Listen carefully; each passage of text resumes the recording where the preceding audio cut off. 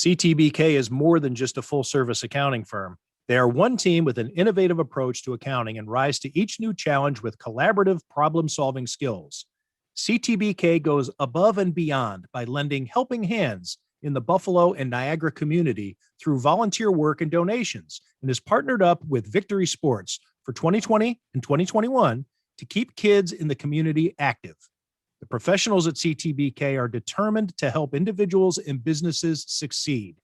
Whether a large corporation, a small business, or somewhere in between, call CTBK at 716-630-2400. Again, 716-630-2400, and see what CTBK's one-team approach can do for you. Welcome to Tim Graham and Friends, brought to you by CTBK, CPAs and Business Consultants. I'm Tim Graham of The Athletic, here with my co-host Jonah Bronstein of Bronstein Sports Plus. How are the subscriptions going over there at Bronstein Sports Plus since your rebrand? Flatlining. It's similar to my Threads account that gets about one new follower every 16 or 17 days, but continual growth, and we'll see how this thing develops in a spring season. Hope springs eternal. Sustained growth, slow but sustained. Lest anyone think that there really is a Bronstein Sports Plus and they go looking for it, but just trust the process, Jonah. A lot of processes being tested. The process is being tested at One Bills Drive. The Sabres are testing their process. The University at Buffalo is going to have a new process after it is abruptly stripped of its head coach, Mo Linguist, leaving the program to go become an assistant with Alabama, forcing UB to have a search that they didn't think that they were going to have. But I think there are a lot of people who follow the UB Bulls and are happy with it because Mo Linguist just seemed like the kind of guy who people were done with, but he was under contract, and what are you going to do? Well, Mo Linguist maybe did UB a favor. At least that's what some skeptics of UB's program have thought. But and we'll get to that. Jonah Bronstein covered the introductory press conference for Pete Lembo earlier this week, and he's been covering that story throughout the search. And again, I keep using the word abrupt because people didn't see it coming. Mo Linguist bolting the program long after most of the coaching cycle had been exhausted. The Bills had their post-mortem news conferences on Wednesday, or was it Tuesday? Does it matter? Locker cleanout Monday. Yeah, locker cleanout was Monday. Brandon Beane and Sean McDermott spoke on Tuesday. I was surprised by this, but my brothers and sisters in the media at the news conference were wondering, I think, before Sean McDermott came out, if there was a chance that there was going to be an announcement made about Sean McDermott's future. And I wrote the story that there was going to be 0% chance that Terry Pegula was going to fire Sean McDermott back when the team was, I don't know if that was at the 5-5 or the 6-6 juncture, but when things were looking the bleakest and fans were, if not lighting their torches, they were at least going to Home Depot and Lowe's to pick them up, to storm One Bills Drive and ask for Sean McDermott's head right around, I guess that was mid-November when there were 12 men on the field when the Broncos missed their first attempt at the field goal and then, of course, made their second. And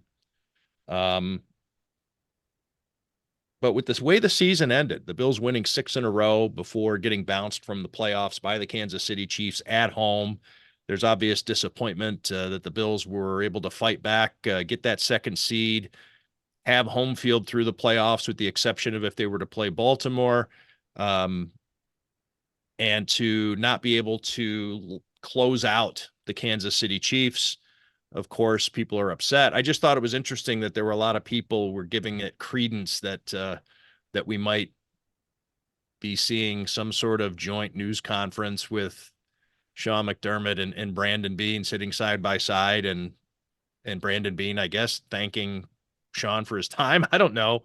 Real people expected that, or you're just talking about the the Twitter chatter that Well, no, I some don't might think. hope for something like that. Yeah, you weren't there, so I guess I need to probably give a little more color as to the. No, there was just some chatter. And then Sean McDermott's news conference started a little bit late. I don't know, 15 minutes or so late. It was supposed to start at 11, started at about 11:15. And I think that there was some chatter in the news conference about, are we sure Sean's staying? That type of stuff. I just found it interesting.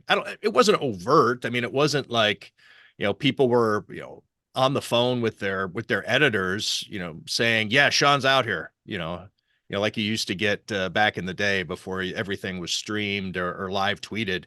You'd be on the phone at the start of a news conference and you'd say, yeah, we're getting started. No, McDermott's here. McDermott's here. Yeah. He's look, he's wearing Bills gear.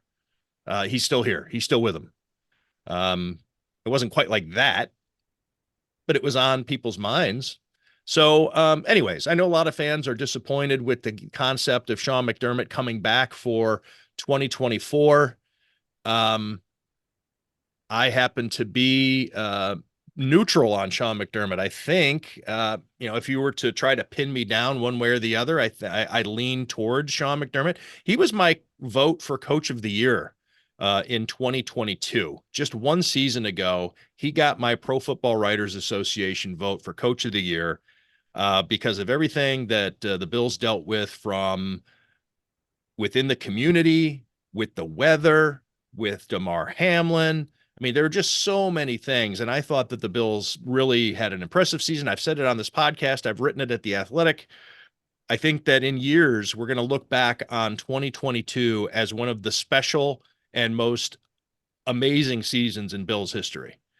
And I know they didn't get to the Super Bowl. I know they didn't even get to the AFC Championship game that season, but what they dealt with, the exhaustion, they were already dealing with a lot before Damar Hamlin dropped dead and needed to be revived in Cincinnati. And then just they were just whipped. They were drained. They were on fumes. I use that phrase a lot. They were on fumes by the time Cincinnati came to Orchard Park and won that game. And I don't think that Sean McDermott had any major collapse this year. Yes, going to 6-6 was stunning and unacceptable, especially in the ways that they did it with losses to the Jets and the Patriots and the Broncos in particular. But I think Sean McDermott redeemed himself down the home stretch. And if the Bills were to fire Sean McDermott, I would not be writing columns that this is dumb and, they're going to regret this. By the same token, you didn't see me writing any columns that it's time for a change and this just isn't working anymore, because I still think it is working. And anyway, that's my entree into this conversation. Jonah, where do you stand on Sean McDermott returning to the Bills in 2024? Yeah, I think it's farcical, maybe, to think that they would have fired Sean McDermott, that the Bills would have fired Sean McDermott after, they won an average of 12 games the last 4 years, division championships, haven't won in the divisional playoffs in the last few years, but still one of the top 4, 5, 6 teams in the NFL year after year, consistent success. And they just gave him a large contract extension before last season. And those two factors, along with the way, his leadership is intertwined and in some ways codependent with Brandon Beane, I don't really see a scenario anytime soon. Things could happen in the future that would change this, but in the current dynamic where Brandon Beane, the general manager, fires Sean McDermott in order to get Bill Belichick or Jim Harbaugh, or one of these free agent coaches that other people seem to really want. I could see at some point in time. Should be noted that if there were to be a firing of Sean McDermott, it would not be Brandon Beane. It would be Terry Pagula, based on the structure of the front office. Each individually reports to Terry Pagula. So yeah, I'm sure Brandon Beane would have some say in it, and whoever gets in Terry's ear, which is something that has happened over the course of Terry Pagula as an owner, he has a tendency to maybe lean on somebody a little too much, and that has led to certain decisions. But I think it's about as equitable as it can get to having two different leaders report to the owner. It seems as though Brandon Beane and Sean McDermott are The scales are quite balanced there. Anyway, continue. I'm sorry to derail you there. Yeah, well, that was actually pretty much what I was just going to say. That, yeah, so maybe Brandon Beane doesn't even have the authority to fire Sean McDermott, but a scenario where Brandon Beane is still the general manager and Sean McDermott is not the head coach, I could not see that happening after this season or a season like this season at this point in time. And even if it were to result in that, Sean McDermott has had the kind of success and in some ways the kind of reputation. He's a coach that you trade away for draft picks, so you get compensation from another team in making that move. He's not somebody that you fire on Black Monday, the day after the season ends, to make a point and to change the direction of the franchise. The only thing, if there needs to be a change in direction, if you are of the mind that the Bills have gotten as far as they can get and need new leadership and regime change, then that would be, I think, a situation where the owner gets rid of the general manager and the head coach and starts over. And I don't think any results that the Bills have had in the past 4 or 5 seasons would put ownership into that mindset and want to do that now. I think you'd be reluctant to do that even after a losing season, and it would have to be a losing season or multiple losing seasons, I think, before you start changing, the office nameplates and the masthead, if you will, at One Bills Drive. However, what if they hadn't? So my sources I had 4 sources telling me that 2 of them said exactly there is 0% chance that McDermott would be fired, and this is when the Bills were 6-6. And then 2 other sources said they would be stunned. So that's 4 sources in various ways, but 2 of them, very good sources, said 0% chance. What about not making the playoffs this year with the expectations, not being able to keep up with the Dolphins? Because that would have been the case had the Bills missed out on the playoffs. The Dolphins would have ruled the AFC East. Would that have put enough pressure or given Terry Pagula the idea that it's time for a change? it'd be a Do you lot more think, I guess interesting. the way I'm asking it is, did he need that hot streak down the stretch to save his job? Perhaps, and the hot streak down the stretch, I don't think you can ignore that. I think that if you're having any conversations about firing Sean McDermott, I mean, they won 7 of the last 9 games after changing the offensive coordinator and kind of having their reckoning at 5-5.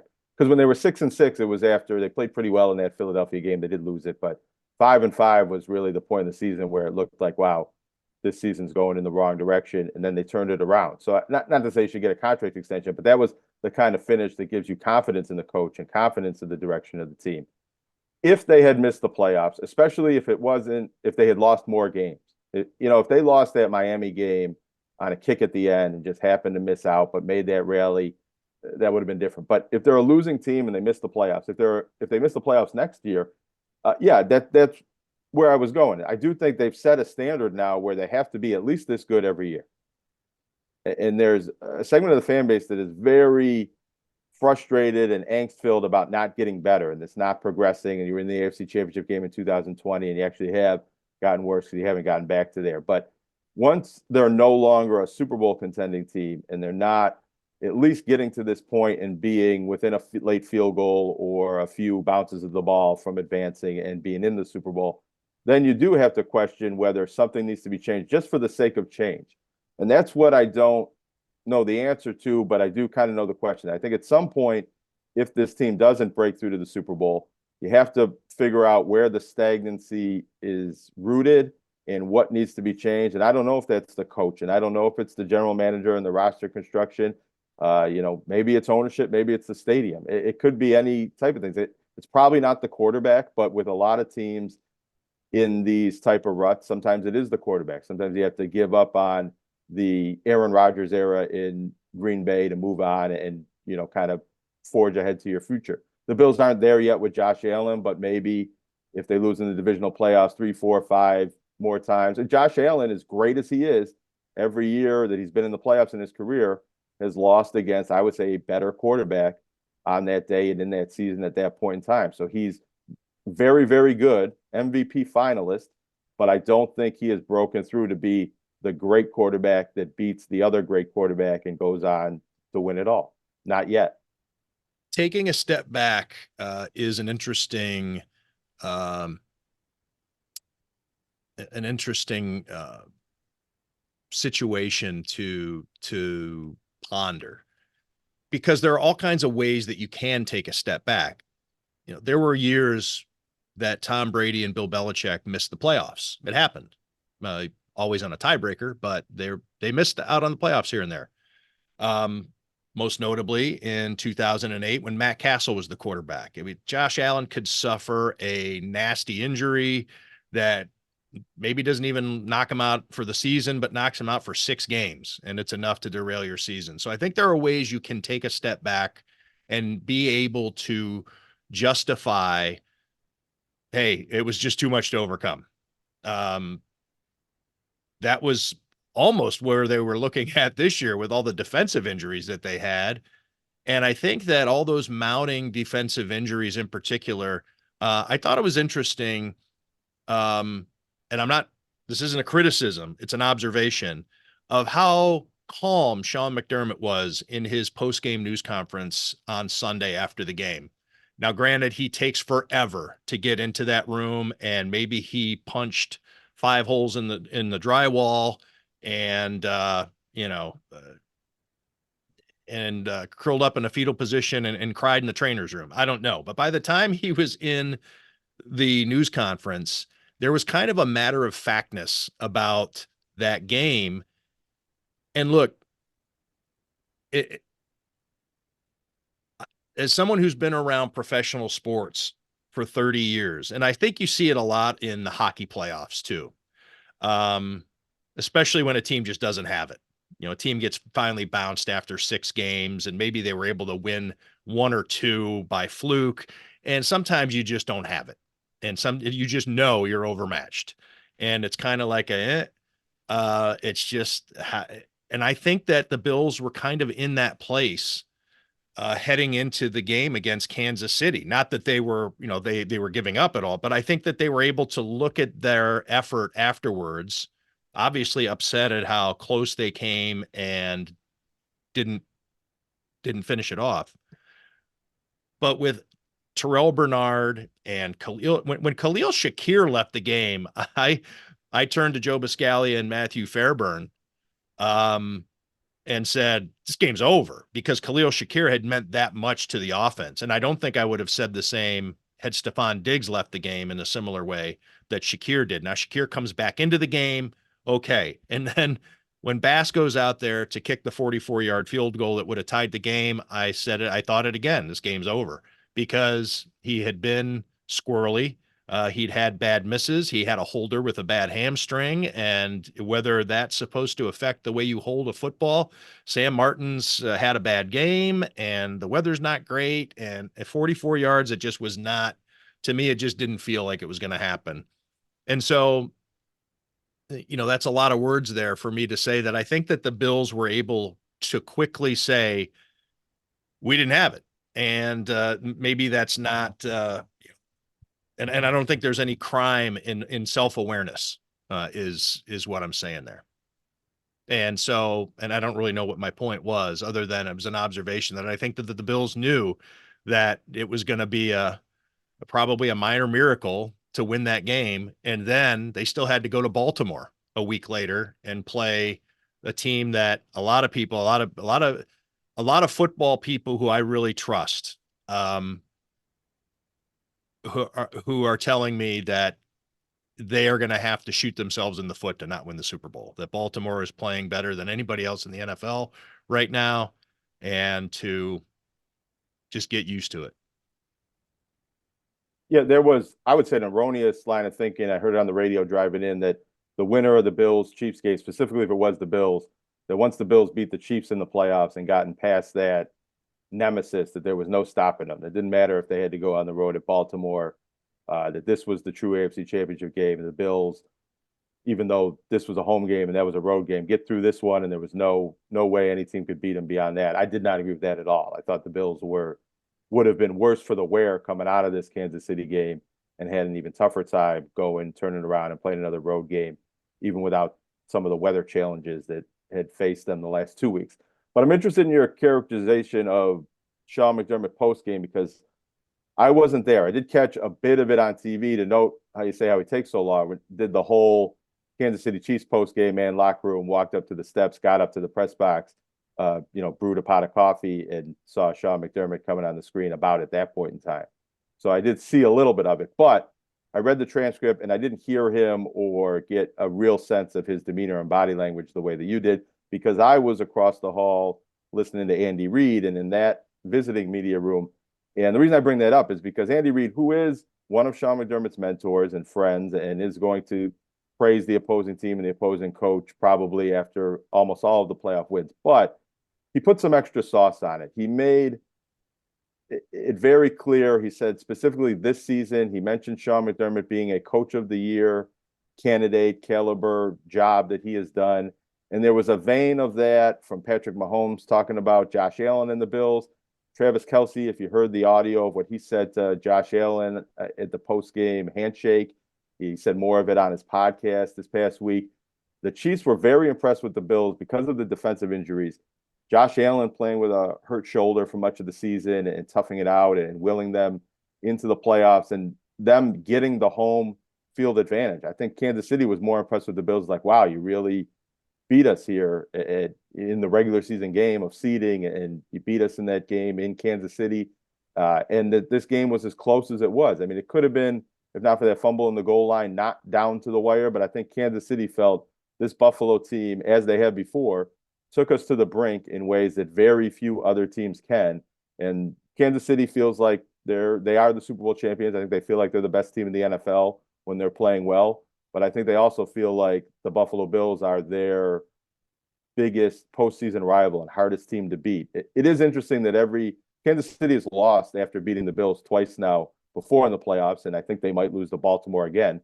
So the Bills have yet to lose to the Super Bowl champion in these playoffs, but it does feel that way. It does feel like the Chiefs are the best team in the NFL, and the Bills are, the team that maybe can beat everybody else. The Chiefs, maybe not the best team in the NFL right now, but still the team to beat. Like, you don't get to the Super Bowl without beating, and obviously there is a way for San Francisco to do that. They don't have to go through Kansas City because they're going to win their tournament in the NFC. But yeah, if you want to come out of the AFC and win the Super Bowl, you got to go through Kansas City. I don't feel that way about Baltimore. Baltimore is the best team right now in 2023, but Kansas City has established itself as that team. They are what the Patriots were 5 or 6 years ago. Yeah, and specifically Patrick Mahomes, compare him to Tom Brady, they've established themselves as the team that the Bills have to beat. That if the Bills were to somehow win a Super Bowl in a year where maybe Patrick Mahomes is hurt or Kansas City misses the playoffs, it would still count, but it wouldn't feel the same. The Bills have to go through Kansas City now to get to the Super Bowl and win a championship. And if they don't do that, there'll be a bit something missing from this journey, from this story that they've put together over the last 4 years. Yeah, I don't think that you can look at Sunday's game and see a gaffe. Obviously, Tyler Bass missed the field goal. And again, that would have tied the game. It would not have won the game. I still think that Kansas City, with how much time was left, a little less than a minute and 50 seconds, I think it was. I think Kansas City still has better than a 50% chance of winning that game, because even if it gets to overtime, it's 50-50, right? Before the coin is flipped, it's 50-50. And the rules are such that both teams get a shot. But with the extra minute and a half, Kansas City still has a shot to win the game in regulation. Their kicker's really good. Harrison Butker could have very easily, quite plausibly, won that game. So Tyler Bass's miss, and it's unfortunate. You hear these things. I haven't been able to verify death threats. A lot of things have been said about death threats. I've had discussions with people. There's a reason The Athletic has not done a story about it, is because we haven't really been able to verify. Yes, some very awful things have been said to Tyler Bass on social media, so he locked down his accounts. And there is concern and NFL security, and the Bills have their people, and if the police need to get involved, they will.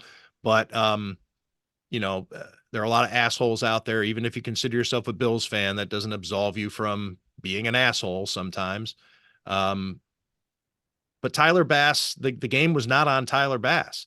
The game was not on Josh Allen. The game was not on Sean McDermott. I should say the loss, not the game. I mean, I get the donkey in this game, if there is one, is, you look at Steph Diggs in him dropping the long bomb that was thrown right to him. And if that play were in isolation, you think, well, geez, that just happens, star player or not, that happens. But he'd had such a turbulent second half of the season. It was just one more bad play. I think that a lot of the goodwill that he's built up with Bills fans is dwindling. I don't think that they have, and it'll be interesting to see as time goes on if he remains a member of the Bills heading into next season and the amount of money that he's making, and if he is just a pretty good NFL wide receiver and not a superstar. If fans have the kind of patience with Stephon Diggs that they've had in recent years, if they are going to ignore when his brother wants to take shots at the team or take shots at Josh Allen and Stephon Diggs doesn't have anything to say about it.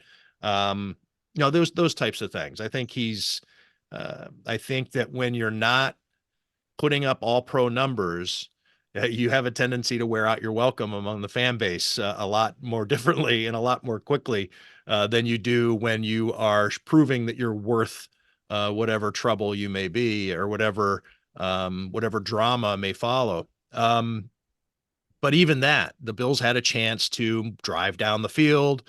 That drop did not happen so late in the game that they didn't have a chance to recover. The fake punt, I mean, that looked like it was going to be, a goat horns play, Sean McDermott, but I don't disagree with it. It was aggressive. People want Sean McDermott to be aggressive. He was aggressive. The play didn't work. You can talk about that, but Jordan Poyer bailed him out at the goal line. So it didn't cost him the game. Anyways, it was a game unlike 13 seconds or others where you look and say, man, this is inexcusable. It was just that the Bills played a pretty good game. They were thin on defense against a Hall of Fame coach with a Hall of Fame quarterback and a Hall of Fame tight end and probably some Hall of Famers on elsewhere on the roster. And this was they couldn't get it done. And Rock and roll Hall of Famers in the suites. Perhaps. She will be a Rock and Roll Hall of Famer only because the Rock and Roll Hall of Fame puts people in there for PR purposes more than they do for whether or not they deserve it. I was talking about Bill's Elvis. No.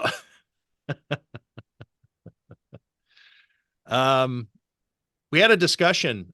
You're a little further down in the press box. I would like to have gotten your thoughts on it. Matthew Fairburn and Elena Getzenberg and Matt Perino. We were trying to come up with if she's the most famous person in the world, which I disagree with, but who the most famous person ever to have attended a Bills game. I had several conversations with people about this during the week because I wanted to maybe write a story. I didn't get a satisfactory answer to really answer this question here or to pursue it as a story, but I was asking around and it was believed that there was really nobody of this magnitude that's came to the game as a fan of a visiting team.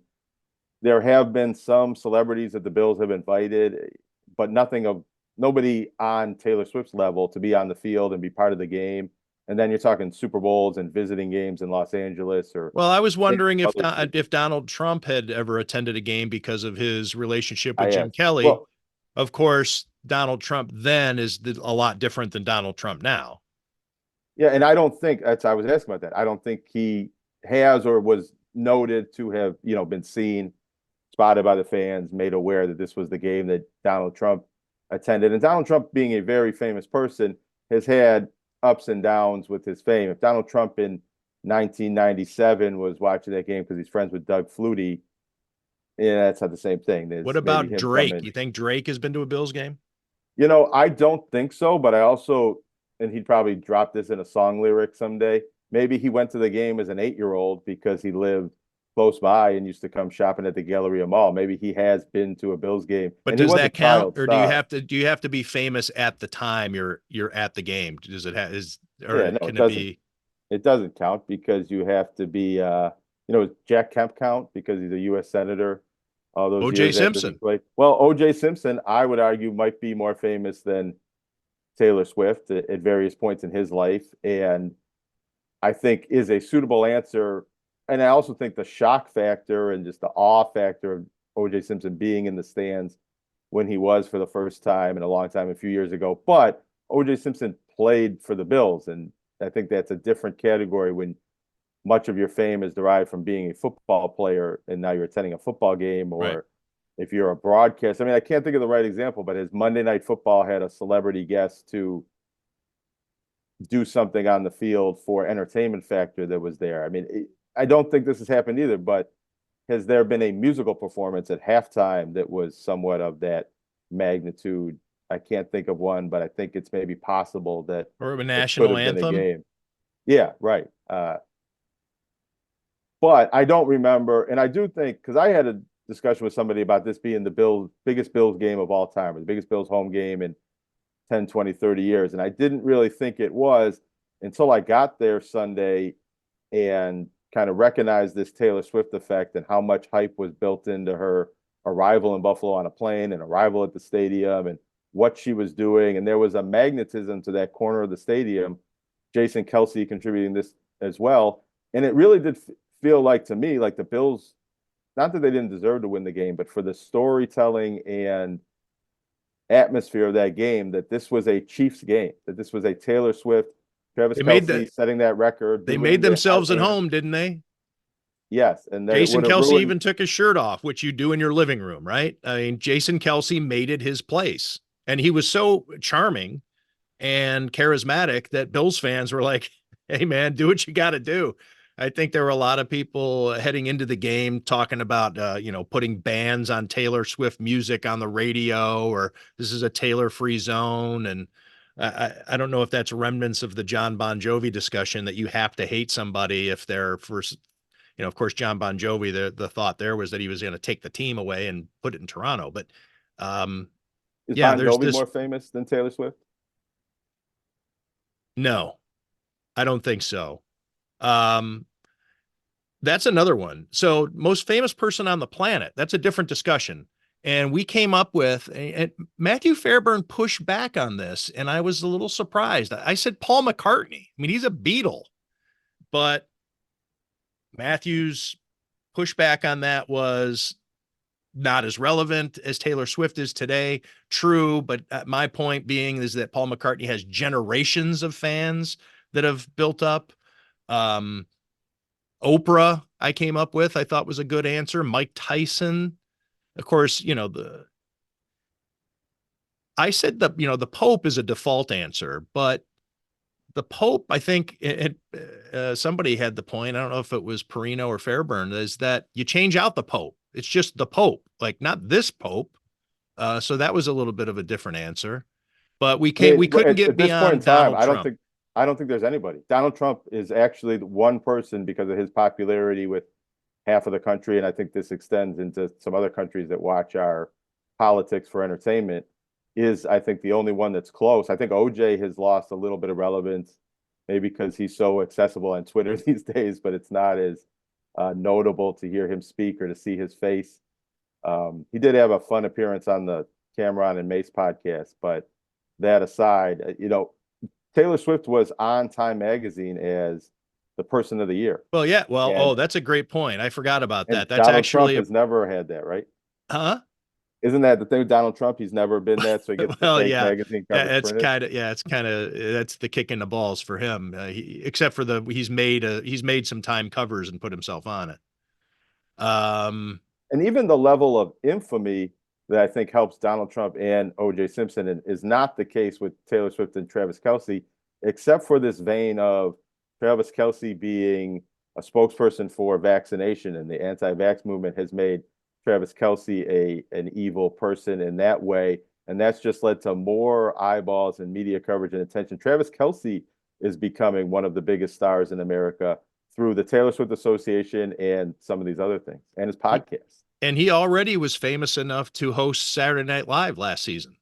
So, Right. I mean, he was on his way before he even met well, I don't know when they met, but before he started dating Taylor Swift, he was already a pretty big, and he did a great job, by the way, on SNL. The sketch where it was it was a place where you'd normally be for little kids to go and take their American Girl doll and have like a tea party, and you have lunch with your American Girl doll, and he was there. I'll tell you real quick.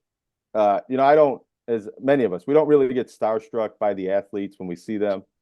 I think maybe you would have been if you bumped into Taylor Swift at the game, although Channel 4 photographer Scott Swenson walked by her in Kansas City and didn't recognize her and didn't even know who he was walking by. You see him in the background of that video. But I think to make that point, Travis Kelce left the locker room after the game and didn't speak to media. I think he did something on the field, but he didn't do his post-game media, which sometimes often happens with Stephon Diggs and some players on the Bills. And I wasn't there for that. I got in the locker room and said, Kelce left. On the way up the steps, the way we go, you kind of walk through that elevator where the players go back and forth. And I did pass him in the stairwell, and he gave me kind of how you doing, sir? I forget to say, excuse me, sir, a smile and a wink. And it was different. It wasn't like walking by a player in the locker room, because you kind of knew, hey, he just went and said goodbye to Taylor Swift and he's off to do. Did you get a little tingly? No. But you kind of, no. It wasn't that, but it felt like a different aura. It felt like a star in passing behind the scenes at the stadium and not a football player moving to get on the bus. He probably was going to leave on a different plane than the team. I would imagine, maybe not. It just felt like a different magnitude of, celebrity and person interaction than you normally get. I've walked by all sorts of Bills. Damar Hamlin's a player you kind of that I've seen at different times through there. I don't know. I think that you don't see all of the players. So it seems to be sometimes they're moving guys around or moving players' families around through that stairwell, through that elevator. Right. Yeah, it's there was a police escort for Taylor Swift, and I'm guessing Jason Kelce was probably in there, and Mama Kelce, and whoever, Patrick Mahomes' wife, and I don't think Jim Kelly gets a police escort when he's coming to the game, or Steve Tasker or Thurman Thomas. Are you aware of any of these players from all the history of the Bills ever having a famous girlfriend? Maybe not even Taylor Swift level, but somebody who was, would have been a famous celebrity. I mean, Rachel Bush is the closest I can think of. Well, Haley Steinfeld. Well, okay, correct, but we don't see her, and she's. But not that's on TV. current. Good question. Has there been a Haley Steinfeld situation in the past before? I don't think there has. Ahmad Rashad, did he have? Well, when he was playing here, was he? I mean, that was before he was with Felicia Ayers. Felicia Ayers Allen, Claire Huxtable. I mean, nothing comes to mind, but I mean, football players were still big stars, and the Bills have had an NFL team for a long time. Somebody getting traded here, or we know what happened with Mario Williams. I'm thinking of the big stars that have come through and maybe had Reggie Bush. He wasn't dating a Kardashian when he played here. I don't think doesn't ring a bell. He was, but doesn't ring a bell. Let's talk about the Sabres. Speaking of coaches and whether or not they should keep their jobs, Don Granato. Sellis. That's maybe Tom Golisano's wife, Monica Seles. There you go. Your thoughts on the Sabres? West Coast trip. They drop the first game to Anaheim. Look like they're going to drop the second game quite readily to the LA Kings, and then come back pretty aggressively and beat the Kings in LA. Next, they'll have San Jose over the weekend before returning home. This team is, you used the word stagnant earlier. This is about as stagnant as it gets. It is hard to cover this team because there are no trends. When it comes to hockey in 82 games, you cover the trends. streak, winning streak, losing streak, power plays hot, the penalty kills cold, this goalie, that goal, everything is so back and forth and one game at a time. You can't sink your teeth into anything about this team. They're boring. They're not very good. And Don Granato is the 8th longest tenured coach in the NHL. And all the 7 ahead of him have had a degree of success. 3 of them have won Stanley Cups. Another one of them is Lindy Ruff, the NHL's winningest all-time coach without a Stanley Cup. Guys that go to the playoffs. And then there's Don Granato with what looks like, relatively speaking, pretty good job security. He's in the top third of the NHL. No, the top quarter, right? 8. There's 32 teams. So he's in the top quarter of job security in the National Hockey League with nothing to show for it and nothing to show for it again this season. I know that change for change sake sometimes needs to happen. I don't usually agree with that approach, but I just see a team that is learning how to not win. They don't seem to be picking things up. They don't seem to be evolving or developing. They just seem to be treading water. And if you're a Buffalo sports fan that says losing in the divisional round of the playoffs and falling 2 games shy of the Super Bowl is treading water, then what are the Sabres doing? They're treading, but with the only part of their body sticking up out of the water is their nostrils.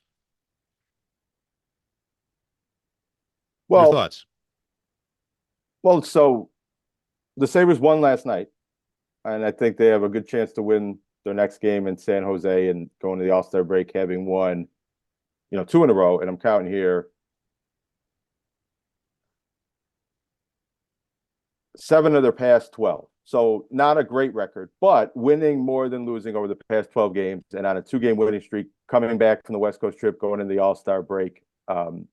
Respecting everything that you said, I don't think that's a case where you're firing the coach because the team is mired in losing and they're getting used to losing and they're developing losing habits. They seem to have habits of inconsistency and maybe I think sometimes not having their confidence to play their best game every night and to assert their will on the other team and being the youngest team in the NHL.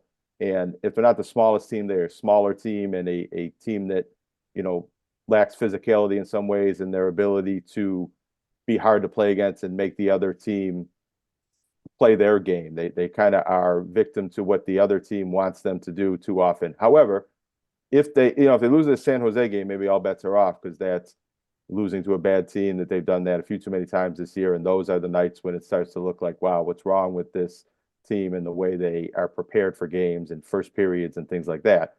But I don't think you're firing the coach because they have been losing in the short term and you expect a new coach to come in and get the team to win in the short term and get back in the playoff race and make an immediate change. You can make an argument that it's not working, that this team is not developing into a playoff caliber team or a team that can win in the playoffs, and that it might need a new style and a new structure and a new system and a new direction to get to that next level going beyond this season. But I think that's an off-season conversation, an end of the season evaluation and conversation to have. And I think of what Sean McDermott said about Joe Brady coming in, and even with Joe Brady doing a good job of reviving the offense and changing the offense, he noticed how you can't come in mid-season as the offensive coordinator and implement a new offense and do everything that you want to do. You have No, to pick up but the that pieces. isn't that a good reminder? And again, football and hockey are 2 different sports, but change for change sake made a big difference there. And Yeah, absolutely. So that's an argument for that. But what I'm saying is if the Sabres need a new style of play, a new structure, a new direction, you don't get that from a midseason coaching change. You're not going to get that from bringing Seth Eppert up from Rochester. You get that from a new coach and a new start in the offseason. I think that might also involve management and discussions there. And I think that's a bigger conversation and a bigger look at the franchise than just firing Don Granato, putting in the best coach you can find in off the street. Because what's probably going to happen, even if it does shake things up a little bit, they're not going to win enough games to make the playoffs. So you're still going to be a team that lost games and missed the playoffs and maybe has a below 500 record. You're in the same spot you would have been. I don't think that change for the change sake is going to make enough of a change to justify doing it right now. Let me give a quick rundown of the coaches that have longer tenure with their current teams than Don Granato, and I'm going to go in reverse order. So Don Granato is 8th, and then 7th is Lindy Ruff, whose career record is 834, 652, 78. Of course, he does not have a cup. He's the all-time winningest NHL coach without one. Then you have Sheldon Keefe, who has a point percentage with the Toronto Maple Leafs of 678. Then it's Todd McClellan. Then it's Rod Brindamore, who has a points percentage of 661. And then numbers 3, 2, and 1 all have Stanley Cups. Jared Bednar, Mike Sullivan, John Cooper. Those are the coaches ahead of Don Granato when it comes to job security. And I don't think I need to say that one of these things are not like the others. Sure. I mean, I think you could, if Don Granato were to get fired, there's an on paper justification for it with where the record is and where the expectations were going into the season. And there's in hockey, this happens often. Other teams with better records have made coaching changes. You even see it in other sports where the writing is on the wall and you see that this individual is not going to be the coach for a long time. But Milwaukee Bucks. Milwaukee Bucks, sure. You'd have to see more evidence that the players have tuned him out and are no longer playing for Don Granato, no longer are trying to play the way Don Granato wants them to play. And I don't see that. Even when they lose, the rhetoric coming out of the locker room is the same as what you hear from Don Granato. It does seem like they're all on the same page for how they want to play. I think it's baked into the roster construction and how Kevin Adams wants them to play, how the players see themselves and how they want to play. There was a bit of a blip mid-season where when the fans were starting to chant "Fire Granato," and then the Sabres came back and Dylan Cousins said what he did and was slapped back down by Kevin Adams. So maybe that's why nobody wants to speak their truth. Right. But after the game, when they gave up 9 goals, and then after the game, they scored the next 9 goals. Alex Tuck mentioned in the locker room that they had some internal back and forth about the way they were playing and that trying to be better on defense and more responsible and more defensive hockey got them out of their attacking style and their pace and their aggression and their shot mentality, and that's what they needed to do. Those are the things that Don Granato says. So they're in concert with the players seem to be playing for Don Granato and want to play for Don Granato and want to play this style and this system.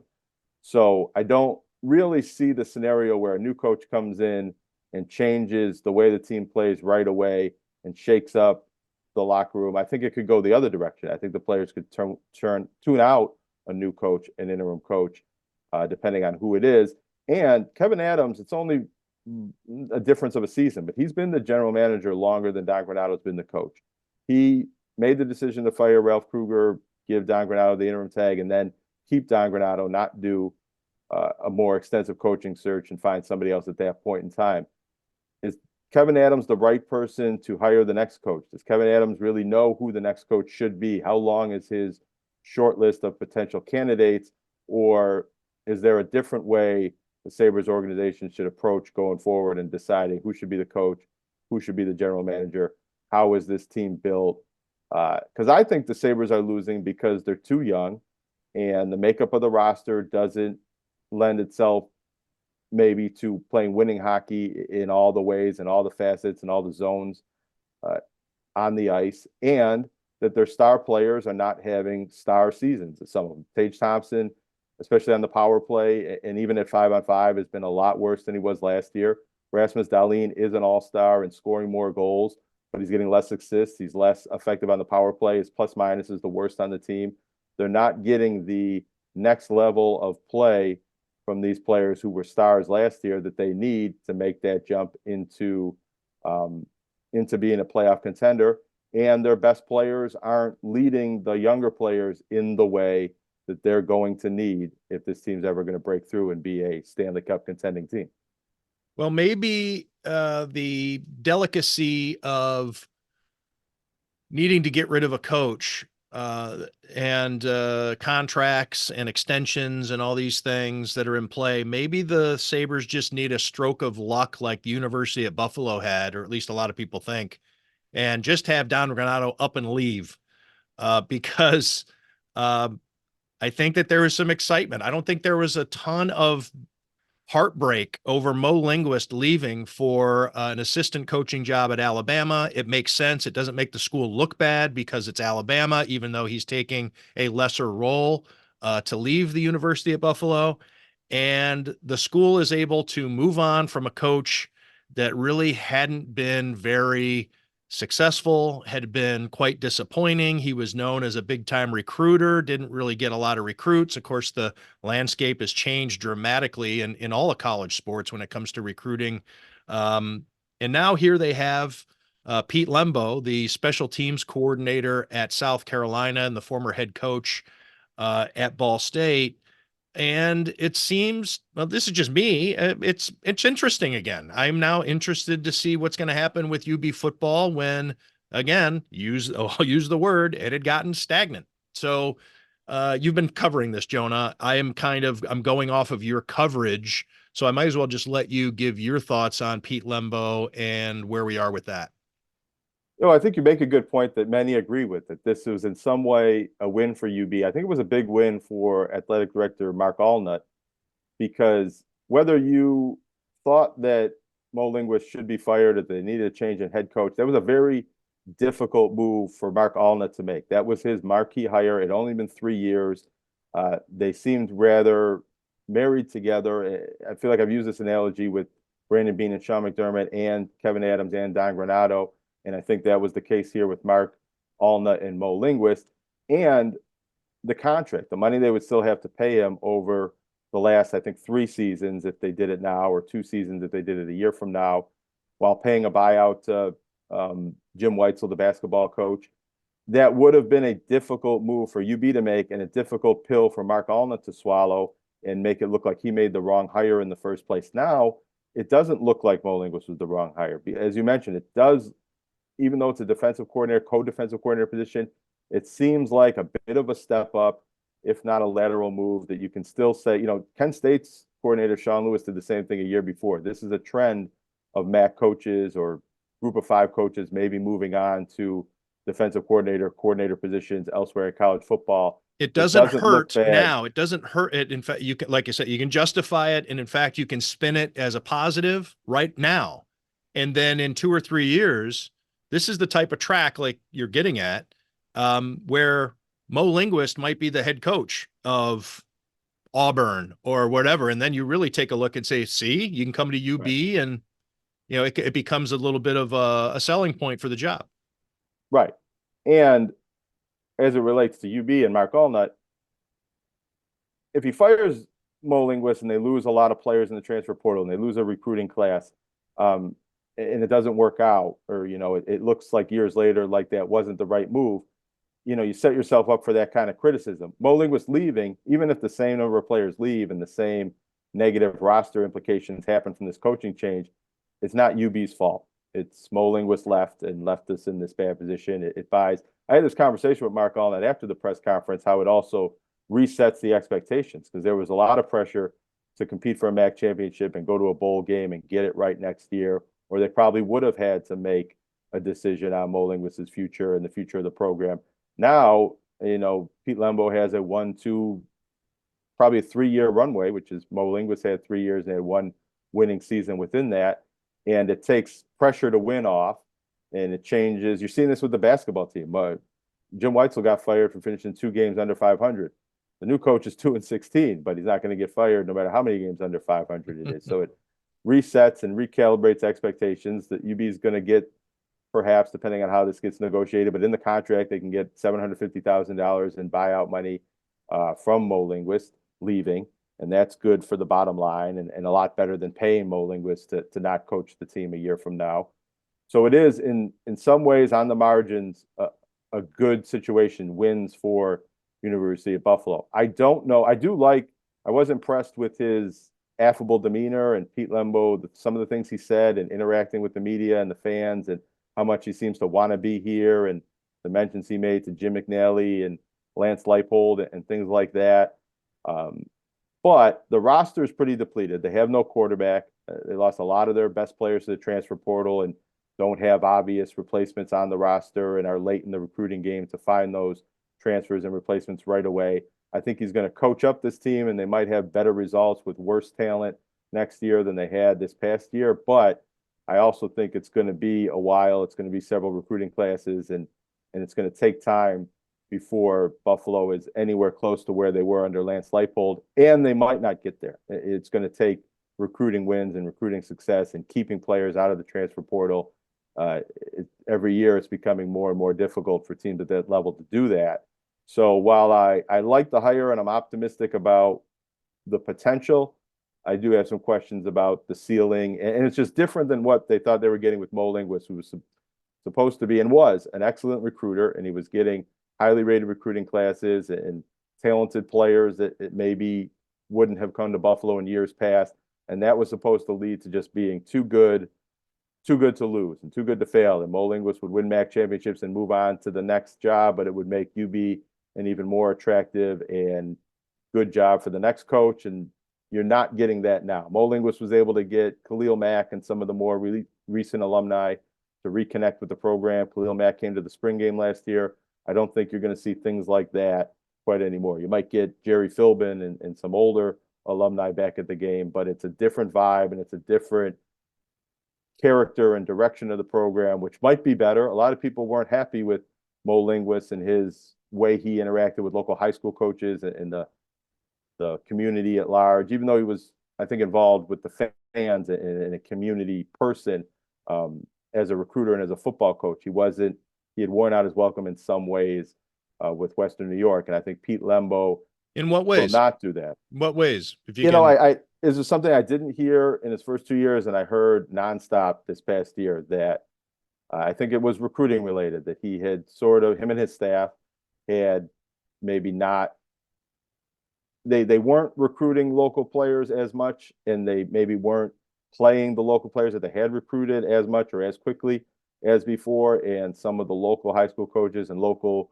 recruiting runner liaison types, trainers were out on him. I think there was also the sense, remember his name got floated for Cincinnati like right after they had won the bowl game last year. Right. And there was some talk, I think there was a belief that Mo Linguist wasn't going to be here very long, that he wasn't really interested in recruiting the local players. You know, there's local players, I was going to say the name, but maybe I won't say the name. There's local players that I've seen, you know, their coaches talk about how Mo Linguist left, but they were still coming to UB. That it wasn't necessarily a commitment to the coach and the coaching staff. It was a commitment to the school and some assistants that stayed. And I thought that was telling a little bit, in that oftentimes recruiting is about the coach, and that players are always kind of committing to the coach. And when Nate Oates left, all the recruits decommitted from UB following him. Brian Hodgson had something to do with that as well. But I haven't seen as much of that yet. It's a long way to make a point. It just seemed like Mo Linguist was the belle of the ball at UB and local coaching with the fans for a year or two, and then that stopped happening this year. And yeah, they lost games. They went 3-9, but it was more than that. It was an off the field vibe that seemed to change in the local football community as it relates to Mo Linguist. And I didn't catch on to that till late season, but there was a lot of people. I never thought UB was going to fire him after this season, or that they went 3-9, but I thought they'd really have to like lose all the games for that to be a conversation. But there were local high school coaches that thought, yeah, it's time. You know, they were ready for him to move on, and they felt like UB should make that same decision. And I think a lot of those coaches are pleased with the Pete Lembo hire. I think they like the rapport they're able to get with him, his experience. You know, he's from Staten Island. He started coaching at Albany. He's from the Northeast. He's coached in the Northeast. He's coached in the FCS and Division II level, but he's also been at the higher level. So he knows exactly, and he's coaching the MAC. He knows exactly where UB is positioned in the college football landscape and the recruiting landscape, and the importance of recruiting in your own backyard and east of Buffalo into New York State and in the rest of the Northeast. And I don't think he's going to alienate local coaches and local recruiting in the same way that Mo Linguist constantly turning over staff too. I think that was part of the deal too, that some players were being recruited by coordinators and assistant coaches that didn't last from year 1 to year 3, and that changed some of the relationship building and relationship crumbling that I think occurred over the last year. It'll be interesting, circle of life type situation if Lance Leipold ends up at Michigan. Now, I don't think that's going to happen because Sharon Moore, who was the fill-in coach when John Harbaugh was suspended and in and out of the headset for Michigan, he's got to be the next coach, right? But Lance Leipold, his name's being bandied about for the Michigan opening. It would be interesting if he ended up there after his circuitous route. Mo Linguist coming from Michigan to replace Lance Leipold, and I don't know, just a thought. No, I don't know. it would be interesting. And you mentioned at the top, you said nobody saw this coming with Mo Linguist, and I'm not going to pretend like I saw it coming, and I didn't hear anything of the sort. And even talking to Mark Allnut, he said that came together pretty quickly, and it was a matter of hours on the day it happened between, he thinks when Alabama made contact with Mo Linguist and he talked to UB and decisions were made, and the story leaked out on Twitter. However, it's easy to say now. I wish I had said this on the podcast because I did have this thought in the past. I thought this was how it was going to end with Mo Linguist eventually, whether it was this offseason, next offseason, at the end of next season, that he would be able to move on to a coordinator position or an NFL assistant position, because he did have a year with the Cowboys before, and get out of UB without being fired, and that would be a win for UB because of the buyout implications with that. And it also would help Mo Linguist on his resume and his climb in coaching. And that if it came to that point, that before, sort of like I break up with you before you break up with me, I thought it was going to play out that way with Mo Linguist. And I think you're going to see that more and more with coaches. I don't expect, I'm not saying this because I think it's going to happen, but I think Greg Paulus is the type of coach where it could happen, where he's a name coach that, he seems to like the job at Niagara, but I think he has higher aspirations to move on eventually. And maybe that moving on is to be a Duke assistant or an assistant at one of an Alabama caliber. Alabama's in that conversation now with basketball, but one of the top 5 basketball blue blood programs, being a lead assistant there might be a better job than being a head coach at Niagara. And that's not something in football or basketball that you saw 5 or 10 years ago. You didn't see head coaches in mid-major leagues leaving for assistant jobs at bigger colleges, but because of the money at play, the reorganization of conferences, and I think the way NIL has changed recruiting, I think that being a lead assistant at Alabama, being a defensive coordinator or something like that, has become a better job than being a head coach at the mid-major level. And you're going to see more and more successful mid-major head coaches making that move. And don't be surprised when you see that happen more and more at the level that Western New York teams play at. That was about 30 nonstop minutes of Jonah Bronstein on UB football, and it's impressive. I think there's still more ground to cover, but I guess we'll have to see what happens with this first recruiting class. We'll save college basketball for another episode. Yep, we're still far away from March. We got February. We got a ways to go.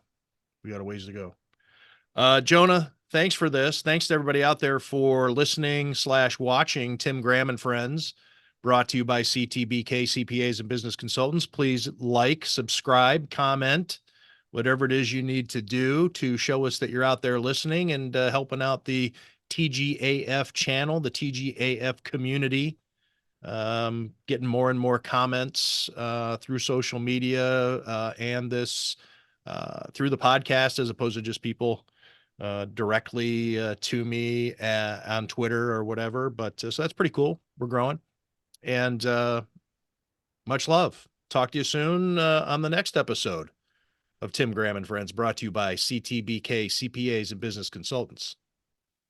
The financial needs of a business go beyond tax and attest services. That's why CTBK goes beyond accounting services and offers outsourced solutions through their affiliation with CFO Solutions Plus. These additional services allow clients to focus on their operational and long-term strategic goals. Trust CTBK's outsourced solutions to provide cost-effective, value-added financial services tailored to your company's needs. Call CTBK at 716-630-2400. Again, 716-630-2400. Or go to ctbk.com to learn more about CTBK's outsourced solutions.